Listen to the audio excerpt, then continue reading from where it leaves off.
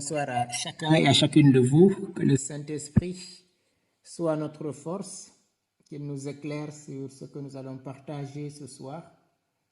Et donc le thème de notre rencontre, c'est le mariage. Vous avez choisi ce thème parmi tant d'autres. Et je me suis dit que ça serait bien qu'on partage sur ce thème qui vous tient beaucoup à cœur. On va commencer par voir d'abord c'est quoi le mariage.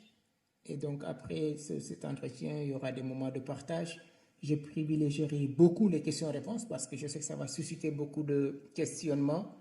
Et donc on prendra ce temps et après on confiera au Seigneur dans sa miséricorde tout ce que nous vivons ou ce que nous n'avons pas vécu comme il fallait être vécu. Donc, je commence par vous dire que le mariage est l'union légitime entre un homme et une femme qui s'aiment, se choisissent et s'engagent à vivre ensemble. Mais est-ce que cette définition, on peut toujours la maintenir, voyant ce qui se passe à travers le monde? Aujourd'hui, ce n'est plus un homme avec une femme qui est visé, mais c'est tout homme. Que ce soit un homme avec un homme ou une femme avec une femme. On va même jusqu'à vouloir légitimiser le fait de pouvoir se marier avec son animal de compagnie dans certains pays. Et donc pour dire que le mariage aujourd'hui, cette institution universelle qui existe partout, est aujourd'hui confrontée à des difficultés de terminologie, de signification, mais aussi de contenu. Le mariage est fondé sur la volonté personnelle et réciproque des époux à s'aimer et à vivre ensemble tout au long de leur vie. Je mentionne bien sur la volonté personnelle et réciproque. Parce que si un aime et l'autre n'aime pas, on ne peut pas parler comme tel de mariage. Et donc le mariage est fondé sur la volonté personnelle et réciproque des époux à s'aimer et à vivre ensemble tout au long de leur vie. Cet amour trouve son principe fondamental dans la nature même de l'homme et de la femme, qui sont des êtres spirituels appelés à l'amour. Et donc, le mariage trouve sa signification dans la vie humaine de l'homme et de la femme, qui sont des êtres spirituels appelés à l'amour.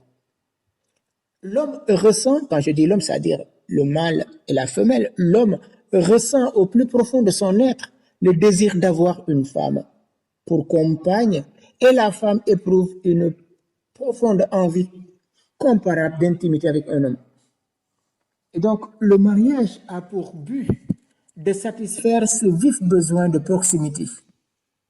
Le mariage est plus qu'une simple relation, c'est une intimité qui englobe tous les aspects de la vie, intellectuelle, émotionnelle, sociale, spirituelle et physique.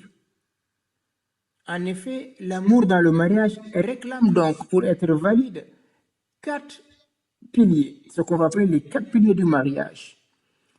Le premier, c'est la liberté de consentement. Est-ce que ce mariage dans lequel je m'engage, je suis librement investi? Si je suis librement investi, ce qu'on va appeler la liberté du consentement. Si cette liberté n'est pas acquise, le mariage est invalide. Par exemple, on peut forcer un garçon à épouser la fille d'un tel, ou réciproquement. Si ce mariage est forcé, là, ce mariage n'est pas reconnu comme valide parce qu'il y a un défaut de consentement. Si maintenant les parents se sont arrangés et on vous dit vous allez épouser l'enfant d'un tel ou d'une telle, et donc ce mariage, au début, la fille ne peut pas être d'accord, mais du moment qu'elle accepte de s'engager dans ce mariage, par amour ou par respect de ses parents ou par conrainte de ses parents, si au cours des années elle tombe amoureuse de cette fille ou il tombe amoureux de ce garçon, tombe amoureuse du garçon ou il tombe amoureux de la fille, à ce moment-là, cette liberté qui n'était pas au point de départ trouve maintenant son enracinement dans cette naissance de l'amour. C'est pour ça, avant le mariage, on demande au conjoint, vous allez vous engager l'un envers l'autre. Est-ce librement et sans contrainte? Et à ce moment-là, tous écoutent. Si vous dites non, on ne peut pas célébrer le mariage, tant au niveau de la mairie qu'au niveau de l'église. Voilà, donc juste pour un rappel, au niveau du droit canonique, dans certains pays, on ne peut pas se marier à l'église si on n'est pas marié à la mairie d'abord. Par exemple, en France. Par contre, il y a dans d'autres pays où le mariage de l'église valide, a une validité comme un mariage civil. Voilà, bon, ça, ça dépend des législations des pays. C'est le consentement libre qui fait le mariage et son défaut, comme je l'ai dit, invalide le mariage. Raison pour laquelle les conjoints doivent être pleinement libres de leur engagement. Le deuxième pilier, c'est l'indissolubilité. L'indissolubilité du mariage est le signe et l'exigence de l'amour inconditionnel des époux. Si les époux se sont librement engagés sans contrainte, et donc cela est le signe que leur amour est fondé sur la vérité de leur choix. Et donc ça devient un mariage indissoluble. Mais attention, indissoluble ne veut pas dire qu'on ne pourrait pas séparer. Parce qu'il y aura, on verra, il y a des conditions qui font qu'on peut dissoudre le mariage, soi-disant ce n'était pas sacramentel. Et au niveau juridique, on parlera du divorce. Et donc, l'indissolubilité regarde le choix que les conjoints se sont faits. C'est un choix mature, c'est un choix responsable. Et cela témoigne de leur amour. L'autre, en tant qu'il est mon bien, ne peut pas ne pas être bien. L'indissolubilité se voit aussi si un enfant est né. Le jugement de Salomon en est un exemple, avec ces deux femmes qui avaient accouché et l'une dont le bébé était mort. Ils vont voir Salomon et Salomon dit maintenant je ne sais pas à qui appartient les deux, tous veulent l'enfant qui est encore en vie, on va couper cet enfant et vous allez vous partager. Et la femme, une des femmes a dit oui, je préfère qu'on coupe et chacun part avec la moitié. Et l'autre femme dit non, je ne veux pas qu'on coupe l'enfant, je préfère lui donner mon enfant. Et finalement, Salomon va juger en disant à la femme, si c'était véritablement ton bébé, tu n'aurais jamais accepté qu'on le coupe en deux. Et donc, l'enfant qui est né de cette union de l'homme et de la femme est le signe de l'indissolubilité. Parce que cet enfant, on ne peut pas le couper en deux. C'est le signe de l'indissolubilité, mais aussi le signe de l'unité de l'amour. Même si les parents ne vivent plus l'amour, l'enfant qu'ils ont mis au monde réclame, exige d'eux une éducation, une prise en charge, d'où la dimension indissoluble de l'amour. L'autre point que je voulais voir avec vous, c'est la fidélité. Le troisième point, c'est la fidélité. L'amour, avant d'être un sentiment, est une volonté de s'aimer. Et c'est dans cette optique que les époux promettent fidélité, non parce qu'ils s'aiment comme si tout allait bien, mais parce qu'ils veulent construire un amour. C'est ça la fidélité. La fidélité, c'est par rapport au choix que j'ai posé sur cette personne que j'aime. Et ce choix est réciproque. Donc, je reste fidèle à mon oui. L'infidélité sera au moment où je me détourne de l'autre, où je cherche mon bien ailleurs. Et bien sûr, ça va se concrétiser, bien sûr, par l'adultère ou par d'autres procédés. Et donc, la fidélité garantit cette vérité de l'amour. Ou bien cette vérité de l'amour implique une fidélité, parce que je t'aime. Et ce je t'aime, je ne peux pas le dire à plusieurs personnes de la même manière. Je peux avoir beaucoup d'amis, mais je ne peux pas avoir beaucoup d'épouses. D'où la question de la polygamie. Est-ce qu'on peut être polygame en vérité? Est-ce qu'on peut être polyandre, c'est-à-dire avoir plusieurs maris en vérité? Au point de vue éthique, non. Je dis bien au point de vue éthique, non. Déjà, si au point de vue éthique, c'est-à-dire des mœurs, cela est contraire à l'amour, à plus forte raison au niveau de la religion, surtout la religion chrétienne. On se marie avec un seul homme ou avec une seule femme jusqu'à la mort nous sépare. Maintenant, s'il y a des cas de nullité de mariage, là c'est autre chose. L'Église peut donner l'aval pour qu'on se marie une seconde ou plusieurs reprises. Et le quatrième élément que je voulais voir avec vous maintenant, c'est l'ouverture et l'accueil de la vie. On se marie non pour avoir des enfants, mais on se marie et on s'aime. Et dans ce je t'aime mutuel, il y a une donation de soi jusque dans notre chair. Et cette donation peut avoir un fruit qui est un enfant. Et donc l'enfant est le fruit de l'amour des parents. Et donc c'est l'ouverture à la vie. Aujourd'hui, il y a des couples qui se marient, ils ne veulent pas du tout avoir d'enfants, pour des raisons de carrière, pour des raisons personnelles. Et donc ça, c'est contraire à l'amour dans le mariage au point de vue chrétien. L'engagement dans le mariage, à cause de son caractère exclusif, réclame de s'incarner jusque dans le corps. Or, cette donation de soi à l'autre ne peut pas être faite avec plusieurs personnes. D'où la dimension de l'exclusivité de l'amour dans le mariage. Donc ça, c'est les 4 piliers, je les reprends rapidement: l'indissolubilité, la fidélité, l'ouverture à la vie, et je suis en train d'oublier le dernier, que j'ai commencé avec ça, mais maintenant je l'oublie.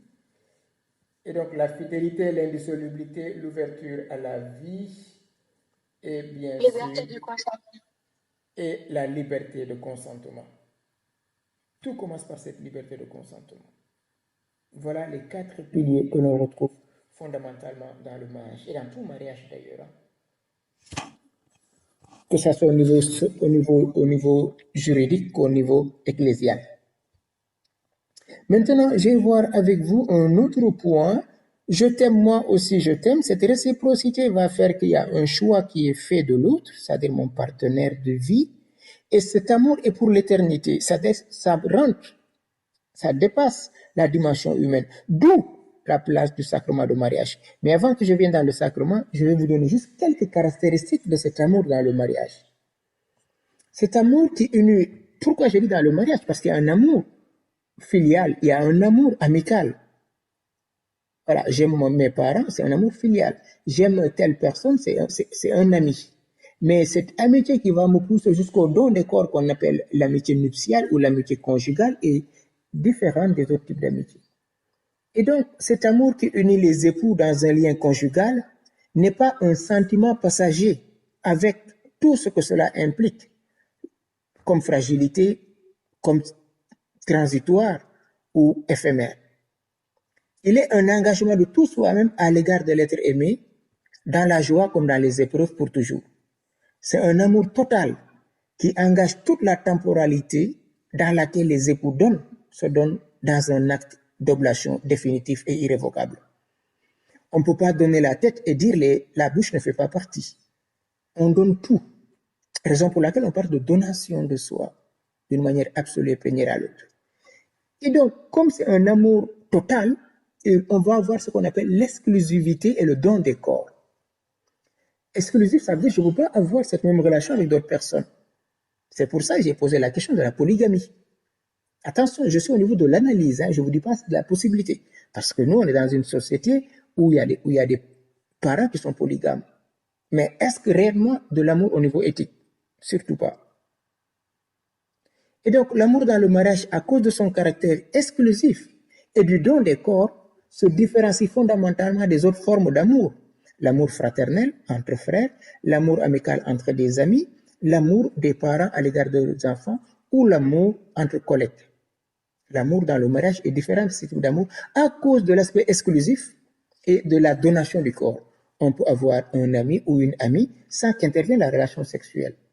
Mais à cause de cette donation jusque dans sa chair, c'est-à-dire de l'union sexuelle, le mariage se différencie des autres types d'amour. Si un père couche avec sa fille, c'est de l'inceste. Si une mère couche avec son enfant, c'est de l'inceste. Donc, ce type d'amour, c'est à cause de l'exclusivité et à cause de la donation des corps, cet amour est particulier, cet amour conjugal. On va voir maintenant le deuxième point.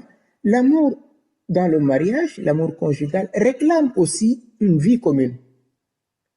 Le mariage implique une vie commune et appelle à la réalisation d'une œuvre commune. On est marié, on fait une chose commune. Il y a même des couples qui se retrouvent que sur le lit. C'est dommage. C'est dommage. C'est vraiment appauvrissant. La vie commune est le lieu vital de l'expression et de la croissance de l'amour des conjoints. L'exclusivité du don de l'amour dans le mariage réclame une vie commune. Et le grand philosophe disait, en citant l'adage, la distance a tué beaucoup d'amitié. Et donc, le fait d'être marié réclame qu'on soit ensemble. Si on est marié et qu'on est dans une distance, tôt ou tard, l'amour risque d'en prendre un coup. Parce que dans cette vie commune, c'est là où on se partage nos secrets, c'est là où l'amour est vivifié, c'est là où l'amour est consolidé. Maintenant, on va voir le sacrement de mariage. Qu'est-ce que le sacrement de mariage va venir faire dans tout ce que je vous ai dit, c'est au niveau humain. On rencontre ça chez tous les humains.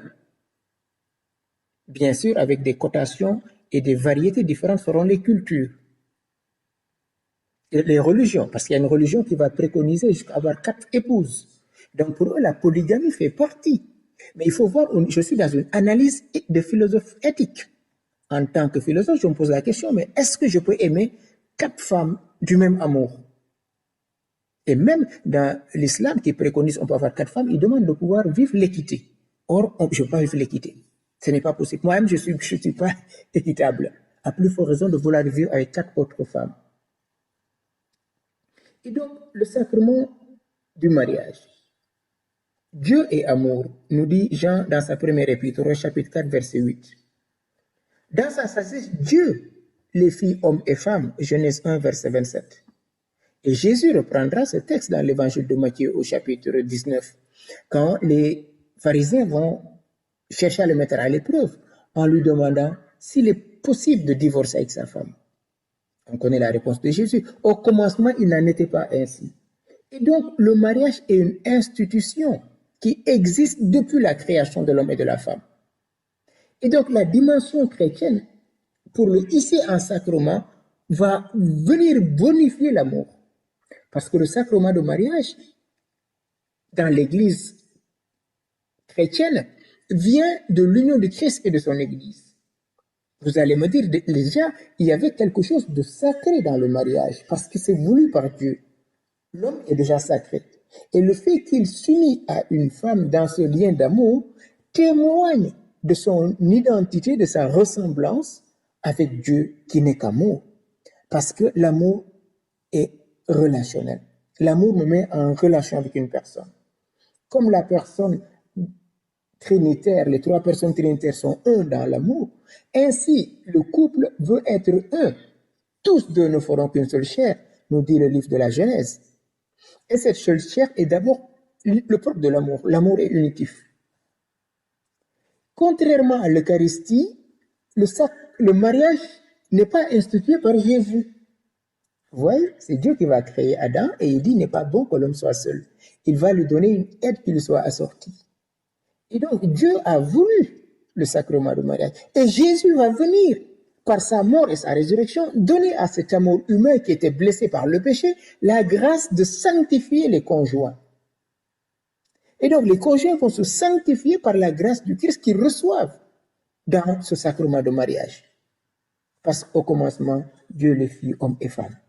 Et donc ce que Dieu avait mis en eux, c'est-à-dire ce désir de s'aimer et de ressembler à Dieu, Jésus va venir le perfectionner, l'achever même, je vais dire, par une grâce particulière qui vient de sa mort et de sa résurrection pour son Église. Et donc le mariage existe comme institution dans toutes les sociétés, qu'on soit croyant ou pas. Dans l'Ancien Testament, on a vu, il y avait beaucoup de mariages. Il y avait même le mariage des femmes qui étaient légitimes avec des concubines. David en avait beaucoup, Salomon beaucoup aussi, au point qu'il va même perdre la royauté à cause de son infidélité avec ces femmes qui étaient idolâtres. L'homme et la femme sont non seulement créés par Dieu, mais ils sont sortis de la main de Dieu, mais encore ils sont créés à son image, car Dieu est amour. Et l'amour trinitaire est la communion des personnes. Et dans cette communion d'amour, Dieu veut que l'homme, qui est à son image et à sa ressemblance, puisse témoigner de ce qui est Dieu, ce Dieu invisible. Les couples veulent témoigner de la visibilité par leur amour de ce Dieu qui n'est qu'amour et qui les a créés. L'homme et la femme sont simultanément créés, c'est un couple monogamique, et les 2 apparaissent égaux. Le sacrement va venir donner à l'homme et à la femme blessés par le péché la grâce de persévérer dans la confiance à la toute-puissante miséricordieuse du Père qui les unit par son Fils Jésus-Christ dans le Saint-Esprit.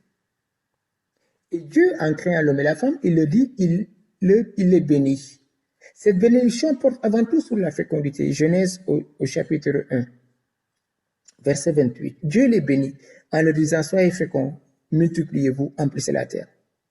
La fécondité n'est pas seulement d'ordre physique, Elle est avant tout spirituelle, car l'amour est spirituel ou est appelé à devenir spirituel. L'amour peut être passionnel. Or, la passion doit être éduquée par le spirituel. Il peut y arriver dans un couple qui n'est pas d'enfant. C'est une souffrance pour ce couple. Mais leur fécondité n'est pas que physique. La fécondité peut être spirituelle. Porté par leur amour mutuel, ce couple peut vivre un véritable bonheur conjugal.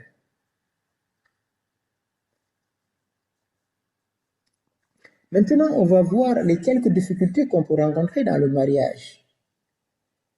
Adam et Ève vont connaître la difficulté première par le mensonge du démon qui va essayer d'usurper la confiance qu'ils mettent en Dieu en leur faisant croire que Dieu était leur rival, qu'ils étaient assez grands pour choisir leur destinée. Et donc, après la chute, Dieu ne laisse pas l'homme, il va toujours à sa rencontre, à sa recherche. Et donc, dans le couple, attention à ce que j'appelle le tiers.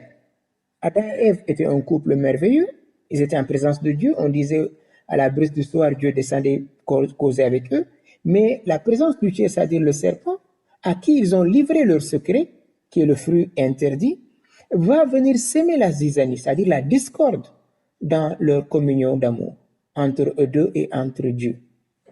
La preuve, ils seront nus, c'est-à-dire dépouillés de la grâce. Et donc, Dieu demande à l'homme de quitter son père et sa mère et s'attacher à sa femme. Voilà où certains problèmes agissent aujourd'hui dans nos couples. Est-ce que j'ai véritablement quitté mon père? Est-ce que j'ai véritablement quitté ma mère? Quitter son père et sa mère, c'est pas les négliger, c'est pas les mettre à la porte, c'est pas prendre ses bagages et quitter chez soi, mais c'est ouvrir son cœur à son conjoint pour que je sois dans son cœur et lui dans mon cœur. Et tous nous formons une seule chair. Or, aujourd'hui, il y a des couples qui sont sous la houlette de leurs parents, sous la houlette de leur belle-sœur, sous la houlette de leur beau-frère, sous la houlette d'un tel et d'un tel. Et donc, ce tiers que vous laissez prendre place dans votre couple risque fort possible de vous déstabiliser dans votre union conjugale, c'est-à-dire dans votre entente de couple. Et donc, ça, c'est l'introduction d'un tiers. La deuxième difficulté peut être liée à la naissance des enfants ou d'un enfant qui arrive. Quand l'enfant arrive, l'amour est divisé par deux. Vous étiez que vous deux. Maintenant, il y en a un troisième qui arrive. Et un troisième fragile et vulnérable qui vous est confié, qui est l'enfant, qui a besoin d'une présence. Or, maman est avec l'enfant, elle se réjouit, c'est mon enfant. Non, c'est pas ton enfant, c'est votre enfant. Et le papa, qu'est-ce qu'il fait? Il est pris par le travail. Finalement, il y a une distance qui se crée à cause de cet enfant qui vient de naître. L'enfant prend beaucoup de place. Et finalement, le papa est lésé. Il ne peut plus avoir des câlins, il ne peut plus avoir une certaine présence à cause de ce petit bout de chou qui est l'enfant. Et donc, qu'est-ce qui se passe? Très vite dans le cœur du père peut se développer une certaine jalousie. Écoutez bien ce que j'ai dit, une certaine jalousie, ou bien une certaine indifférence, ou une certaine distance, à cause bien sûr de cet enfant. Et maman, de son côté, son réservoir d'amour est rempli, parce qu'elle donne le sein, il y a un plaisir qui se transmet entre l'enfant et la mère, il lui change des couches, et il fait la toilette, il y a d'une certaine manière, son réservoir d'amour est rempli, ou bien n'est pas vide. Il y a une présence affective qui est là, qui est l'enfant. Or, la maman, qu'est-ce qu'elle fait? Elle se replie sur son enfant, et dans cet amour qu'elle donne à l'enfant, elle-même, elle en reçoit. Or, le mari est seul finalement. Et c'est là où le danger peut arriver. Soit le mari se livre au travail, à une tâche qui finit jamais, ou bien il va sur Internet, il va regarder des choses et se faire des choses. Donc ça, c'est les tentations. L'autre difficulté, ça va être la maladie d'un conjoint ou la maladie d'un enfant. Quand un conjoint est malade, cela pèse sur la vie familiale. Quand un enfant est malade, cela pèse sur la vie du couple. Et donc, comment se réajuster pour trouver un équilibre dans l'amour du couple? C'est grâce à la communication. C'est-à-dire, on se parle, on se porte mutuellement. Et comme on est chrétien, on prie ensemble. Un couple qui ne prie pas est un couple en danger. Une famille qui ne prie pas est une famille en danger. Une autre difficulté, c'est le chômage. Quand un des conjoints est au chômage, cela va peser sur le budget familial. Et cela va être source de tension. Parce que ce qu'on pouvait faire, on ne peut plus le faire. Des vacances qu'on avait prévu d'aller, on ne peut plus aller. Les personnes qu'on devait aider, on ne peut plus. Et même parfois, ces personnes réclament de l'aide. Au point même de déstabiliser non seulement le budget familial, mais l'harmonie conjugale. Parce que oui, tu aimes plus ta mère que ta femme, que ta famille. Tu aimes plus un tel. Tu regardes pas la situation. Et là, très vite, on peut rentrer dans des discussions qui, tôt ou tard, risquent d'engendrer des difficultés dans le fonctionnement du couple. Et la difficulté ultime, c'est la mort d'un conjoint. Ça va arriver. On n'y peut rien. Ça va y arriver. Et mais on le prépare. Et c'est pour ça, le sacrement de mariage va venir nous aider à faire ce dépassement. Savoir que oui, le conjoint peut mourir, mais l'amour ne meurt jamais. Voilà. Maintenant, avec ces quelques maintenant, je voulais vous parler de cette dimension de la donation de soi à l'autre, l'union conjugale, qu'on appelle la sexualité dans le couple. Aujourd'hui, c'est tellement banalisé, c'est tellement galvaudé qu'on ne sait même plus ce qu'on dit quand on parle de sexualité. Or, la sexualité englobe toute la personne. Elle est un lieu de communion et elle révèle à l'homme et à la femme quelque chose de leur nature profonde, de leur mystère, c'est-à-dire leur richesse, ni mesurable, ni quantifiable, qui trouve son expression privilégiée dans l'amour et se découvre progressivement tout au long d'une vie. Tout au long d'une vie. Au début, on est feu et flamme, on y va et tout, parce qu'on est encore dans la passion. Mais plus l'âge avance, plus on s'intériorise, plus on est dans la donation. Et là, ça donne une couleur, une saveur, une innovation à l'amour. Parce qu'on n'est plus sous l'emprise de la passion, mais on est sous l'emprise de la donation de l'autre à l'autre. La sexualité est un des signes les plus forts. Elle nous met en face du mystère de l'autre et du don de tout soi-même à l'être aimé, expression et la réalisation de l'amour réciproque. Raison pour laquelle je vous disais, on ne peut pas se donner à d'autres partenaires. Ce n'est pas possible. Oui, c'est possible si on n'est plus dans l'ordre de l'amour. Mais si on est dans la vérité, dans la lumière de l'amour, on ne peut pas se donner à l'autre de la même manière que je me donne à mon conjoint. Raison pour laquelle c'est une usurpation et une blessure qu'on inflige à l'amour, au oui qu'on s'était dit dans la fidélité. Cependant, si l'altérité n'est pas respectée, la sexualité dans le couple devient un lieu de domination, d'humiliation et d'abus de l'autre. Je reprends, si l'altérité de l'autre n'est pas respectée, la sexualité devient un lieu de domination, d'usurpation, d'exploitation, d'humiliation de l'autre. Ainsi, ce lieu si intime et si éminent de communion, parce que la sexualité c'est un lieu de communion. Et si vous remarquez, c'est seul l'homme et la femme ont une sexualité face à face. Et les autres, non. Pourquoi? Parce que le fait de regarder face à face à l'autre, le vis-à-vis, c'est une source de communion. C'est un appel à la communion. C'est un appel à l'échange, au don, à la gratification. Et donc, si cela n'est pas respecté, vous comprenez, ça devient très vite un lieu d'humiliation. Un lieu où on exploite l'autre. Parce que l'homme et la femme n'ont pas le même rythme sexuel. C'est à connaître. Et donc, si on n'écoute pas l'autre, si on n'est pas en mesure d'écouter les besoins de l'autre, on va l'imposer nos besoins et on fait de lui un objet sexuel. Et malheureusement, ça peut arriver très vite dans le couple. Quand ce désir et ce besoin d'agir sur l'autre excèdent la conscience de soi et le respect de sa propre personne en tant que vocation unique, cet amour du prochain peut changer de signe et du coup, sa fonction s'inverse. Il se mue en impérialisme et devient donc agent d'uniformisation.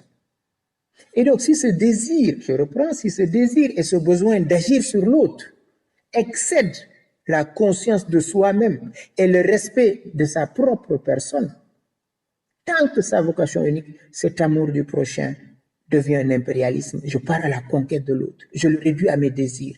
Je le réduis à mes pulsions. Et ce n'est plus moi, c'est les pulsions qui me guident. Et ces pulsions sexuelles, nous tous, on sait que c'est une véhémence incroyable. Mais Dieu nous a donné la raison pour le gérer. Cette pulsion insatiable ouvre parfois à la dérive, à l'obsession et à l'addiction. Il y a ceux qui sont addicts au sexe. Eh bien, si vous avez un partenaire comme ça, bonjour. Mais on n'est pas un animal. On peut se recadrer. On peut être aidé pour retrouver la stabilité. Parmi ces addictions, nous pouvons mentionner aujourd'hui la pornographie. Il y a des gens qui sont là dans leur chambre avec leur télé, ils veulent faire comme ce qu'ils voient à la télé. Non, je suis désolé, c'est commercial. Et vous participez à la dégradation de l'humanité et de vos enfants en regardant ces choses parce que vous participez au développement des firmes pornographiques. Et cela, tôt ou tard, a des conséquences. Aujourd'hui, plus de 365 sites sont visités par jour. Et la majorité, la moyenne de ceux qui les visitent sont de 9 à 12 ans. 72% des visiteurs des sites pornographiques sont des enfants de 9 à 12 ans. C'est effrayant de savoir ça. Et donc, je vous le lis pour que vous puissiez savoir ce qui se passe derrière les écrans de vos enfants. Et même vous-même. Et même nous-mêmes dans nos communautés religieuses. Il y a des personnes qui se livrent à ça, qui se font leur plaisir à eux-mêmes. C'est dommage. Et donc, sachant l'amour fou, la pornographie interdit à l'homme son balbutiement, empressé d'en jouir, empressé d'en finir, empressé de traduire l'amour par des gestes définitifs, efficaces et finalement mécaniques, qui dépossèdent l'autre de sa dignité. Voilà la pornographie. Dans son orgie, la pornographie mine le désir, inscrit dans le cœur de l'homme et de la femme de se donner sans réserve.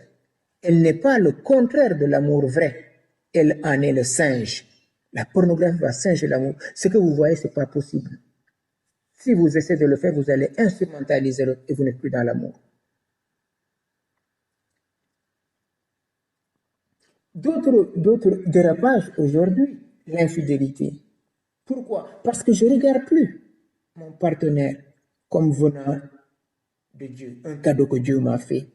Je suis en train de loucher ailleurs. C'est Caïn qui offre son offrande à Dieu avec son frère Abel. Au lieu de regarder Dieu, il va regarder ce qu'offre son frère. Et il n'est plus dans les dispositions intérieures. Et c'est là que commence l'adultère déjà. C'est là que commence l'infidélité. Jésus nous dit, si tu regardes une femme, tu la désires, tu as commis l'adultère.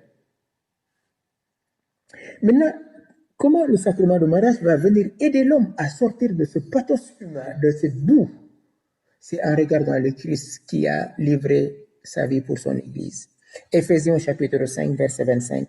Marie, aimez vos femmes comme le Christ a aimé l'Église.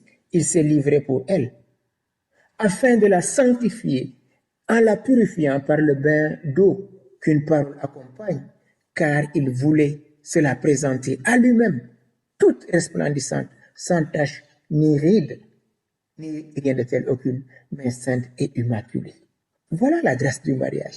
Est-ce que vous voulez que votre conjoint soit sans tache, sans ride, ni aimé, sainte et immaculée? Voilà le job de chacun dans le couple. Tout concourt bien à ce qu'aime Dieu. Et donc, si je m'appuie de la grâce qui m'est donnée, je dois œuvrer dans tout ce que je dis, dans tout ce que je fais, pour que mon conjoint soit un saint ou une sainte. Et voilà mon travail dans le couple. L'homme et la femme doivent se chérir comme Dieu chérit le Père, comme le Père chérit le Fils, comme le Fils et le Père se chérissent et que le Saint-Esprit est leur commun amour. C'est dans ce chérissement mutuel qu'on doit œuvrer pour la sanctification. Et qu'est-ce qui va aider le couple à se sanctifier? C'est la prière. La prière, c'est unir nos cœurs envers Dieu, pour Dieu et avec Dieu. Car il dit, si 2 ou 3 sont à mon nom, je suis au milieu d'eux. Or, dans le couple, on est déjà 2. Et donc, dès qu'on prie Dieu au milieu de nous, parce que c'est Dieu qui est d'abord témoin de notre amour. Avant de te créer dans le sein maternel, je te connaissais. Et c'est Dieu qui nous a donné notre conjoint comme un cadeau. Et donc, qu'est-ce qui est mon œuvre, c'est quoi dans le couple? C'est achever ce que Dieu a commencé auprès de mon conjoint pour qu'un jour, ensemble, nous participions à la gloire du Père, assis à la droite avec le Christ. Est-ce que vous le faites avec vos époux et vos épouses? Vous qui n'avez pas encore d'époux, préparez-vous à ce cheminement. Raison pour laquelle on ne se précipite pas, on ne se bouscule pas pour se marier. De la même façon, les maris doivent aimer leur femme comme leur propre corps. Aimer sa femme, c'est s'aimer soi-même. Vous les hommes, écoutez, aimer sa femme, c'est soi-même. Et Paul va dire, personne n'a de la haine contre son corps. Au contraire, on en prend soin et on nourrit son corps. Et donc, la femme doit être respectée. Nous ne sommes plus des gens des ténèbres, nous sommes des gens de la lumière, dira Paul aux Éphésiens. Et donc, marcher dans la lumière dans le couple, c'est faire de telle sorte que mon conjoint, malgré ses fragilités, ses infidélités, ses faiblesses, son péché, je parviens à l'aider à se sanctifier. Et cela, c'est réciproque. Et donc, un moyen, c'est la prière. Un autre moyen, c'est la communication. Là, je n'ai pas développé cet aspect, parce que c'est juste un trait, mais savoir communiquer. Communiquer, c'est pas donner des informations, c'est donner un contenu intelligible à une personne pour me rejoindre, pour que nous deux nous formions une communion d'amour à travers le dialogue, c'est-à-dire la parole. Troisième point, le pardon. Bien sûr, dans la prière, vous savez, dans la prière, il y a la parole de Dieu. Hein? Le pardon, ce que j'appelle les 3 P. La prière, la parole de Dieu et le pardon. Dans un couple, si les 3 P ne sont pas présents, il y a un problème. Parce que le juste, il pêche 7 fois par jour. Et nous qui ne sommes pas encore justes, nous devons nous pardonner mutuellement. Et dans le couple, comme dit Paul aux Éphésiens, que jamais le soleil ne se couche sur votre colère, monsieur et madame. S'il y a un différend, faites tout pour le régler avant de vous coucher, parce qu'un de vous peut mourir la nuit. Et vous aurez à regretter toute votre vie de ne pas lui avoir demandé pardon, même si il ou elle a tort. Dans le couple, je dis souvent, personne n'a tort, mais tous ont tort, parce que on est là dans l'amour, mais on n'est pas toujours dans l'amour. Et donc, personne n'a tort et chacun a tort. Et donc, demander pardon, ce n'est pas une question de faiblesse, c'est une question d'amour. Je te demande pardon parce que je t'aime. Et en t'aimant, je te blesse parce que je ne suis pas à la hauteur de ce que je dois te témoigner comme amour. Voilà quelques éléments rapidement ramassés pour vous parler du mariage. Maintenant, si vous avez des questions, c'est l'occasion de les poser pour qu'ensemble nous puissions avoir ce débat libre. Posez toutes vos questions, c'est le moment. Tout ce qui passe, elles sont les bienvenues, vos questions.